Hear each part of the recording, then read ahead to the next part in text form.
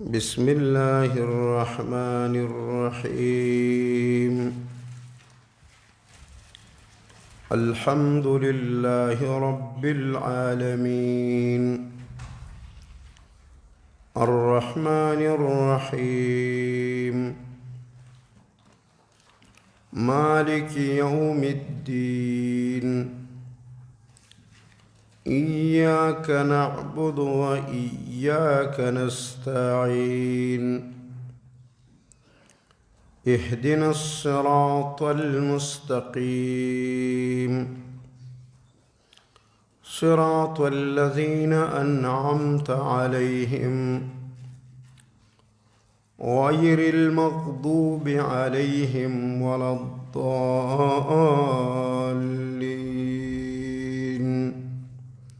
آمين. دو سورة فاتحة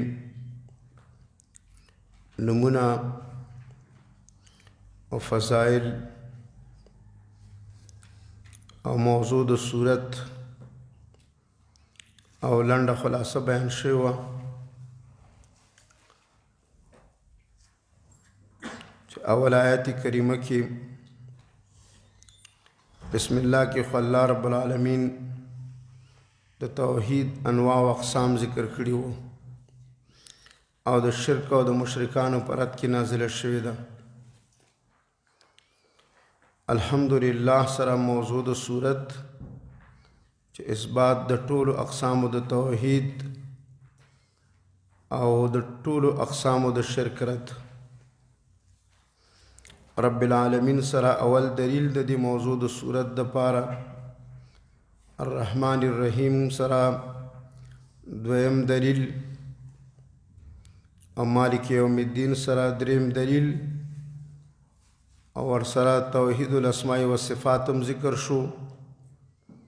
ورستنی آیات کې تذکره د قیامت هم ذکر شوله. ایاک نعبد و ایاک نستعین زمونږ اوسنی درس د دې آیات نه شروع کیږي. مقصد د دې آیات نتیجه دا او تفرید په ما قبل موضوع د صورت او دلایل باندې هر کله چې توحید او تسبیح او حمد دا ټول الله لره دي غیر الله لره نه دي نو عبادت او استعانت هم الله پورې خاص دی غیر الله لپاره نشته دی.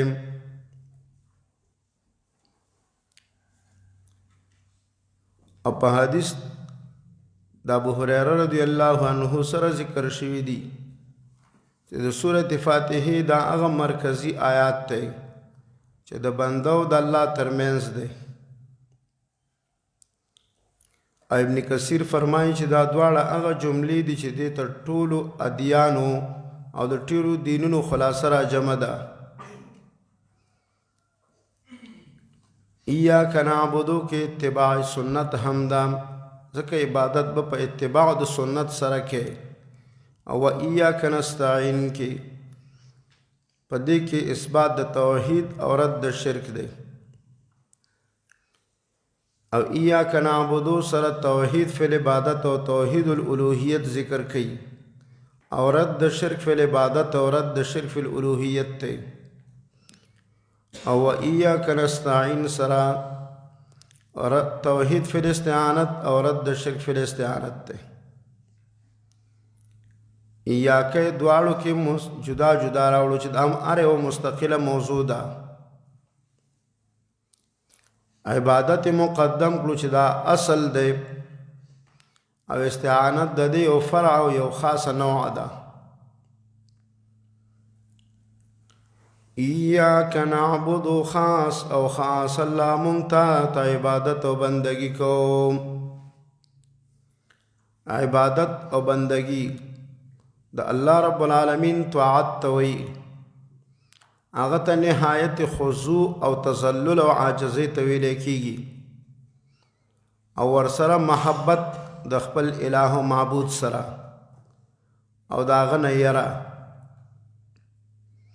بیا د عبادت ډیر اقسام دي عبادت قلبی لکه اخلاص او توکل، عبادت لسانی د ژبې عبادت لکه ذکر او دعا تلاوت د قرآن کریم، عبادت بدنی لکه المنس، عبادت مالی لکه زکات او صدقه، او عبادت مرکب منهما چې مال او بدن پکې دواړه استعمالیږي لکه حج او جهاد، دعوت الی الله او هجرت. نو دا ټول عبادتونه یا الله مون خاص او خاص تا ته کوو، بل هیچا ته به دا عبادت نه کوو.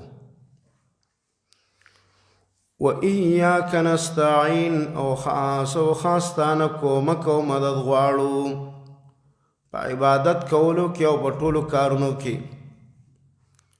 دلیل شلو چې عبادت هم حق دی او الله دی، مخلوق ته او غیر الله ته عبادت کول کفر او شرک دی. دا تخصیص په دې دلالت کوي. او استعانت او کومک او مرسته غوښتل دا هم د الله حق دی، غیر الله نه الهی او غیبی کومک او مرسته غوښتل دا شرک دی. اهدنا الصراط المستقیم، مقصد د آیات تعلیم د دعا دی. الله بندگانو ته دا تعلیم او ښودنه ورکوي چې کله مو د الله ثنا او صفت او د الله حقوق بیان کړل نو اوس الله نه هدایت د صراط مستقیم غواړئ او الله رب العالمین نه دعا غواړئ. بیا په دې دعا کې د الله رب العالمین نه هدایت د صراط مستقیم ذکر کړو. د قرآن کریم او د سورۃ فاتحه اولنې دعا هم دا ده، ځکه چې هدایت د صراط مستقیم ډېر لوی نعمت دی چې دنیا او آخرت کې پې کامیابی حاصلېږي. که دا ټولې بنګلې او لارې او موټرې د سرو زرو ګرځېږي او تا سره هدایت د صراط مستقیم نه وي، تا سره هدایت د قرآن او سنت نه وي، نو ته ناکامې او رسوا او شرمنده یې. خو که تا سره هدایت د صراط مستقیم وي نو ته به دنیا او آخرت کې کامیابی. صراط مستقیم سیده او نیغه لار چې مقصد ته رسونکې وي. صراط سیده لار، فراخه لار او محدوده لار چې کمې زیاتې پکې نه وي، او مستقیم بالکل چې بیا سیده وي او مقصد ته رسونکې وي. د صراط مستقیم نه مراد په قرآن کریم کې 4 شیونه دي. یو توحید، دې ته صراط مستقیم ویلی دی. سورت آل عمران 51 آیات او سورت مریم 46 آیات او سورت زخرف 4 آیات کې او سورت یاسین 1 کې. یا الله مونږ له هدایت د صراط مستقیم کې، مونږ ته هدایت د نیغې لارې وکړي چې هغه توحید د رب العالمین دی. دویم صراط مستقیم کتاب الله ته ویلی دی، قرآن کریم ته. سورت انعام 146 آیات کې. دریم طریق الرسول د پیغمبر لارې ته صراط مستقیم ویلی دی، سورت یاسین 4 آیات کې. 4 اتباع د رسول تابعداري د پیغمبر ته صراط مستقیم ویلی دی، سورت زخرف 1 آیات کې. نو صراط مستقیم سیده لار هغه توحید دی، قرآن کریم دی، لار د رسول ده، 4 تابعداري د رسول ده. د دې وجه ابن کثیر فرمایي چې صراط مستقیم متابعت الله والرسول، د الله او د رسول الله صلی الله علیه وسلم تابعداري، د قرآن او د سنت تابعداري. اهدنا کې خو یو معنی دا ده چې یا الله مونږ ته وښیه او روښانه کا. دویم معنی ثبتنا، مونږ په دې باندې کلک کا. دریم دا ده چې وفقنا، الله مونږ له د دې توفیق راکا. نو اهدنا الصراط المستقیم، ته هدایت او ښودنه وکړه یا الله مونږ ته د نیغې لارې چې جنت ته او تا ته رسونکې لار وي، قرآن او سنت. دویم معنی مونږ لا توفیق راکا د صراط مستقیم. دریم موږ لا صبر او ثبات او استقامت راکړه په دې نیغه لار باندې که ثبات او استقامت مقصود دی. صراط الذین انعمت علیہم دی آیت کریمه کې د صراط مستقیم لږ وضاحت او تفصیل کوي ځکه دا داغې نه بدل واقع شوی دی. او د صراط مستقیم باره کې درې ډلې ذکر کوي. یو هغه خلک دي چې هغوی ته هدایت د صراط مستقیم شوی دی، هغه خو انعمت علیهم، هغه خلک دي چې الله په انعام کړی دی. دویم هغه خلک دي چې د صراط مستقیم ښکاره مخالف او دشمنان دي، المغضوب علیهم دي لکه یهود. دریم هغه دي چې د صراط مستقیم پټ دشمنان دي، ضالین او منافقین، او یا جهلن د صراط مستقیم نه خطا دي نه پیژني لکه نصارا. صراط الذین منته وخیلار د هغه کسانو انعمت علیهم چې تا په خاص انعامات کړي دي. نو مونږ ته لار د هغه خلکو خیا چې تا په خاص انعامات کړي دي چې هغه انبیاء کرام دي، صالحین دي، شهدا دي او صدیقین دي چې هغه انبیاء کرام دي او د انبیاء کرام او صحابه او تابعین دي. یا الله مونږ ته د پیغمبرانو د تابعدارو د ملګرو لار وخیا. او دلیل دې په دې خبره باندې چې په صراط مستقیم باندې هغه غوره او نیک خلک روان دي چې هغوی باندې د الله خاص انعامات شوي. غیر المغضوب علیهم دا بدل د الذین انعمت علیهم نیا صفت ته. دا انعام والا خلقو کې دوه کمال نور دي، یو دا چې د الله د غضب نم ساتل شوي دي، دویم د گمراهۍ نم ساتل شوي دي. انعمت علیهم دا د دوی ثبوتی صفتو چې الله په خاص انعامات کړي دي، او دا د دوی سلبي صفتونه دي چې د الله د غضب نام او د ضلال او د گمراهۍ نم بچ دي. غیر المغضوب علیهم دا انعام والا خدا سے خلق دی چې دوی باندې غضب نه دی شوی، الله قهر او غضب په نه دی شوی لکه یهود. ښکاره کافران هغه خلق چې په اعمالو کې خطا دي، هغه خلق چې الله سره د علم نه گمراه کړي دي. ولا الضالین او دا انعام والا هغه خلق دي چې دوی گمراهان هم نه دي، چې د صراط مستقیم لار او هدایت خطا کړی وي، نو دوی گمراهان او داغې نه اوړېدونکي او تښتېدونکي هم نه دي. گمراهان او ضالین به څنګه وي لکه نصارا چې دین کې گمراه شوي او ګډوډ شوي دي. دارنګه منافقین چې پټ دشمنان دي د حق او د قرآن او د سنت. دریم هغه خلک چې په باب د عقاید او افکار او نظریو کې خطا دي. څلورم چې سره د جهالت نه گمراه دي. حدیث کې یو مثال ذکر شوی دی چې ابن کثیر او مسند احمد را نقل کړی دی چې مغضوب علیهم یهود دی او ضالین نصارا دي. دا یو مثال او مصداق دی، تخصیص نه دی. د سورۃ فاتحه په آخر کې د آمین ویل چې دی نو دا مستحب دی. په مانځ کې خو ویل سنت دی. امام به مې وایي، منفرد به مې وایي، مقتدی به مې وایي. په جهري منځونو کې به جهرن وایي امام او مقتدیان. احادیث او روایات په دې باندې وارد دي. او په خفیل منځونو کې به امام او مقتدیان خفیل ولي. او د سورۃ فاتحه نه وروسته که د مانځه نه د باندې وي نو بیا به هم آمین وایي. آمین صيغه د اسم فعل د بمانه استجب دعا انا یا الله زمونږ دا دعا قبول کړي. د سورت کې دعا ذکر شوه اهدنا الصراط المستقیم، یا الله مونږ ته هدایت د صراط مستقیم وکړي. یا الله مونږ ته هدایت د صراط مستقیم را په برخه کې مونږ ته په ثبات او صبر او استقامت راکړي. نو آمین یا الله زمونږ دا دعا قبول کړي.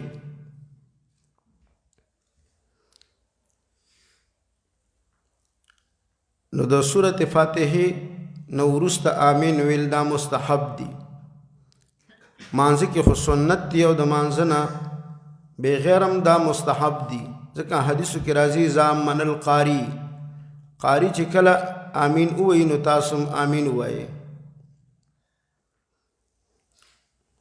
د سورۃ فاتحه نه په 13 طریقو باندې د توحید اثبات او د توحید بیان تفسیر فتح البیان لیکلی دی، هغه بیا هلته وګورئ. په 13 طریقو سره په دې کې د الله رب العالمین توحید بیان شوی دی. سورة البقرة. بسم الله الرحمن الرحيم. الف لام ميم.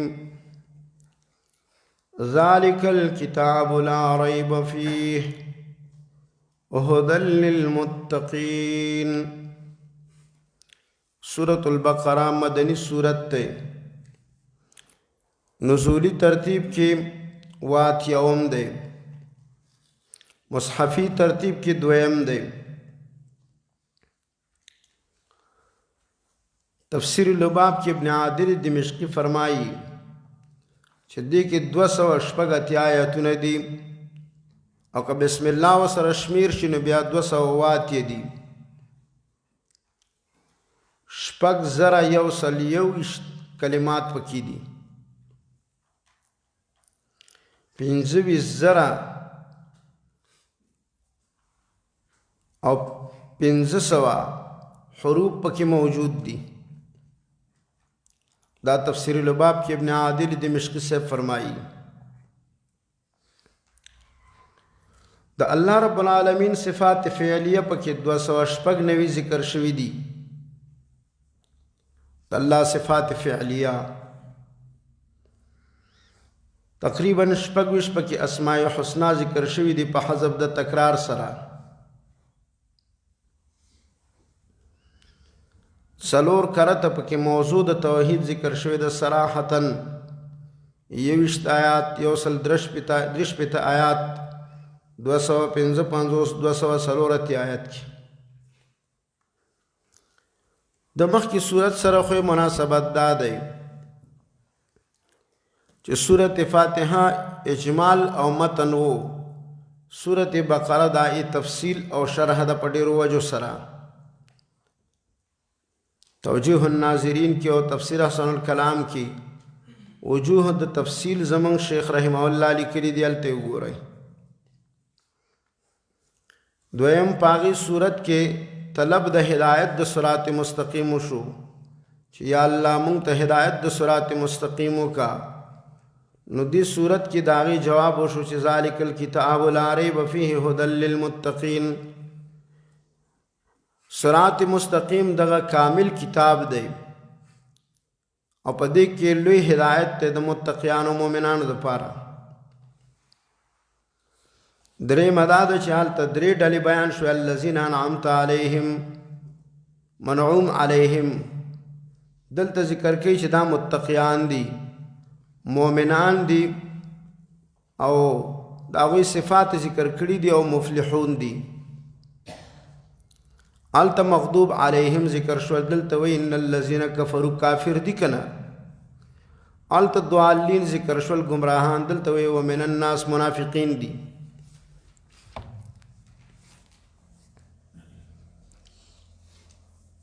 دا مدنی صورت تے، مدنی صورتونو کی اولنے مدنی صورت تے.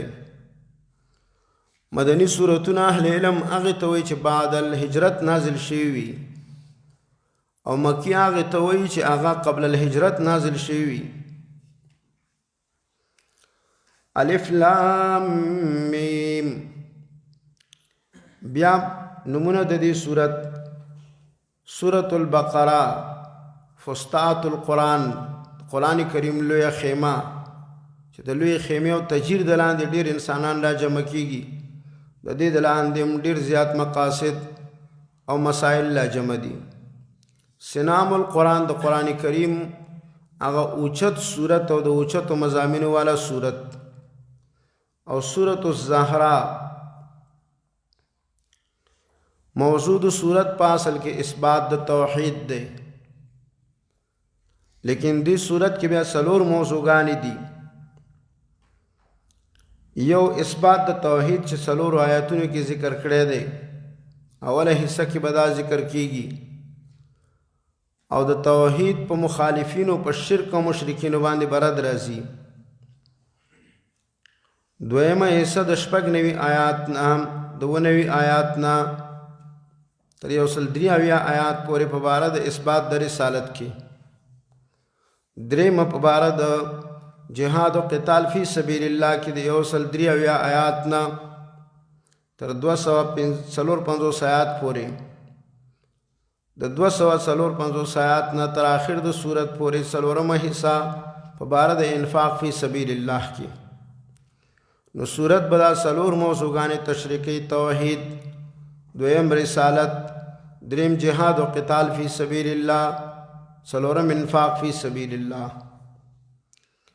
اوله حصہ تر 96 آیات پورې دا پدې کې څلور بابونه دي. اول باب اثبات د توحید، اول باب شلم آیات پورې دی. پدې کې ترغیب د قرآن کریم ته. بیا 5 صفات د متقیانو ذکر کړي دي. شپږم آیات کې هغوی دپاره بشارت او زیری. بیا شپږم آیات کې ذکر د کافرانو او د هغوی دنیوي او اخروي سزا. اووم آیات کې ختم الله ومن الناس نه بیا ذکر د منافقینو دی. او مثلهم او کصیب سره ذکر د دوو مثالونو دی. الف لام بسم الله الرحمن الرحیم. خاص په نوم د الله تعالی باندې چې عام او خاص مهربان دی. شروع کو امداد غواړو په لوستلو د دی او په هر کار خیر کې. الف لام میم. الله د دې په مقصد او راز باندې خپویا دی. مقصود په دې کې اعجاز د قرآن کریم دی چې انسانانو تاسو سره داسې حروف او مواد شته دی خپل خبرې او کلام ته نه جوړولای شي. نو د قرآن تصدیق وکړئ، قرآن ومنئ، که نه منئ زه د قرآن مقابل کې یو صورت پیش کړئ نشئ پیش کولی. نو په حروف مقطعاتو کې به مقصود هغه به اثبات د صدق د قرآن کریم وي په طریقه د اعجاز او تحدی سره. حروف مقطعات د 9 سورتونو په اول کې ذکر شوي دي. مجموعه 88 ده. تکرار چې ترې نه حذف کې نو 14 کېږي چې د هغې حاصل چې د نص حکیم قاطع له سر کېږي. دا چې الله رب العالمین ذکر کړي دي نو بې فایدې نه دي ذکر کړي. دویمه دا ده چې یوازې تلاوت هم پکې مقصود نه دی. په دې کې ډېر لوی مقاصد او اسرار دي که موږ پې پوهېږو او که نه پوهېږو. دریم دا دی چې په هر یو صورت کې کوم حروف ذکر شوي دي نو د هغه صورت سره خاص مناسبت او تړون دی. دې ته حروف مقطعات وایي په اصطلاح د متقدمینو کې، خو لیکن دي نور اسماء مقطعات ځکه دا هر یو چې د مستقل اسم دی. الف لام هم پې جاری کېږي او تنوین هم پې جاری کېږي. الالف واللام والمیم او الف او لام او میم. دیو جن دا اسماء دی نحویہ محکوم علیہم و مسند الیہم واقع کیږي. الف لام هم پې راځي او تنوین هم پې راځي. دا ټول علامات د اسمیت دي. الف لام میم. الله په مقصد او راز د دې باندې ښه پوهه دی. ذالک الکتاب لا ریب فیه. دی آیت کریمه کې ترغیب د قرآن کریم ته په 3 طریقو سره. یو خدا دې چې ذالک الکتاب دا ډېر کامل او پوره کتاب دی. دویم لا ریب فیه، شک و عیب پکې نشته. دریم هدل للمتقین کمال او فیده دادا چې متقیان او مؤمنانو ته هدایت کوي. ذالک دا چې بیانیږي او نه لوستل کیږي الکتاب پورا کتاب دی، پورا کتاب دی په هر لحاظ باندې په اعتبار د مضامینو د مقاصد سره. دا د قرآن کریم اولنې صفت ته چې الکتاب الف لام د پاره د کمال دی، کامل او جامع او پورا او خیسته کتاب دی. د قرآن کریم تقریبا 15 نمونه ذکر شوی دی، دا ټول راجی دی لفظ دال کتاب تا. دویمه دا د چې لا ریب فیه پدې کې اس قسم شک او عیب او نقصان نشته دی، شکم پکې نشتا، عیب او نقصان پکې نشتا، تعارض او تناقض پکې نشته دی، دروغ پکې نشتا، باطل پکې نشتا، لهو او لعب او چټیات او هزل پکې نشته دی. څومره د عیب او د نقصان صفتونه چې دي نو د په لا ریب فیه سره نفي کړو. لا ریب فیه نشته دی پدې کې هیڅ قسم عیب او نقصان او شک شبهه. درېمه دا ده چې هدل للمتقین دا هدایت کوونکې د پاره د تقوادارو. هدن د قرآن کریم په صفت کې 19 کرته ذکر شوی دی. متقین جمع د متقی دا هغه خلکو ته ویل کېږي چې الله نه یره کوي، پټ او ښکاره کوي، د حرام او د شبهاتو نه ځان ساتي، د ګناهونو نه ځان ساتي، د حرامو نه ځان ساتي. د مؤمنانو ډیر صفات ذکر شوي دي قرآن کریم کې، المؤمنون، المسلمون، الابرار، المحسنون، المخبتین. دا ټول صفات د مؤمنانو دی متقین تراجمه دي. که تقوا ډیر لوی کمال دی او ډیر لوی فضیلت دی چې تاکي د الله رب العالمین یروي، د الله فرائض او احکام باندې عمل کې، د حرام نه او د مشتبهات نه ځان ساتي. نو قرآن کریم خو هدن للناس ټول خلقو د پاره هدایت دی، خو خاص هدایت دی د پاره د متقیانو.